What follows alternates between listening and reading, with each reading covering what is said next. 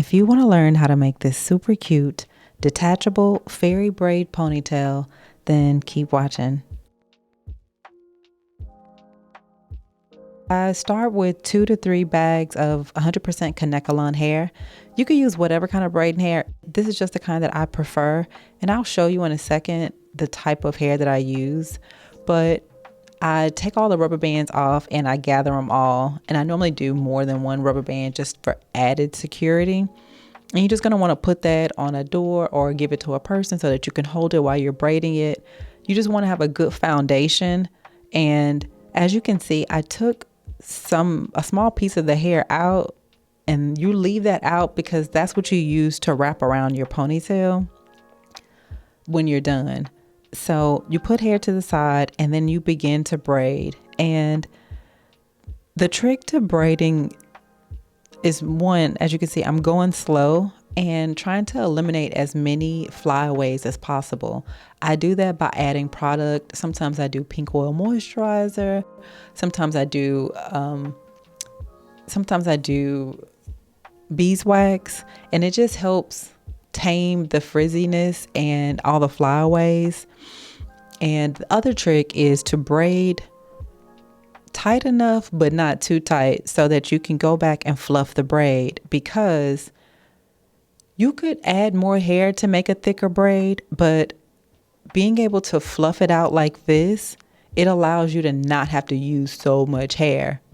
And you want that, especially when your braid is this long, because that's a lot of tension on your little ponytail if you are starting off with like maybe 4 or 5 bundles of hair. And just take your time. Whenever you feel like you need to redo a part or start over, do just that.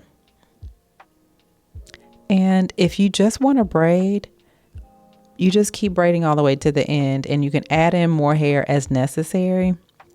But for me, I'm extra, so I added in a ball or 2 and a fishtail braid. And I used a rubber band initially, but eventually I started using needle and thread to wrap it around instead of using a rubber band, because the rubber band kept getting caught in all of the hair. So that may be helpful.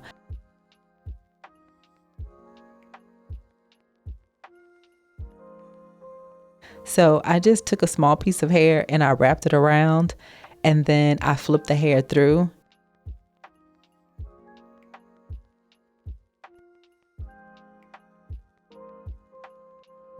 And so right now I'm adding in the second rubber band.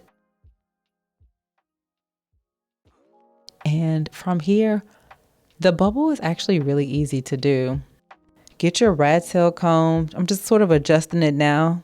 And then you get your rat tail comb and you just go around and you fluff it out until the ball looks more of a sphere and doesn't look all wonky. So that's what we're doing here. I'm just going around, fluffing as I go.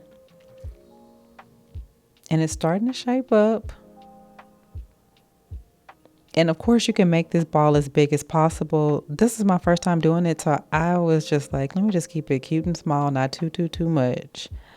And from here, I am starting the fishtail braid.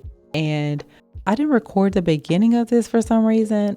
I think I really was trying to remember if I knew how to do a fishtail braid, and I clearly did. And at that point, I didn't want to start over, so I was already committed. But you start it just how you're doing it now. You separate the hair into 2 separate sections, and you just pull hair from all the way from the back, and you just loop it around, then cross it over to the next section. And you just keep going all the way until you have reached the desired length of that portion of the fishtail braid.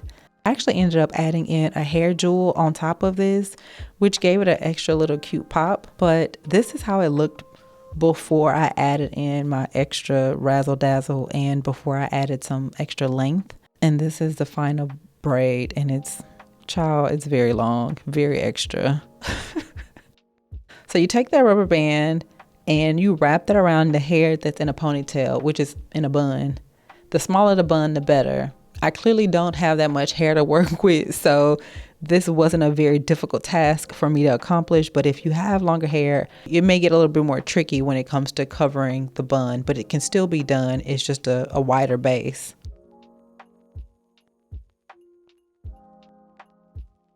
So you're just gonna take that hair that we left out and proceed to wrap that around the braid and the back of the bun, if you can see it.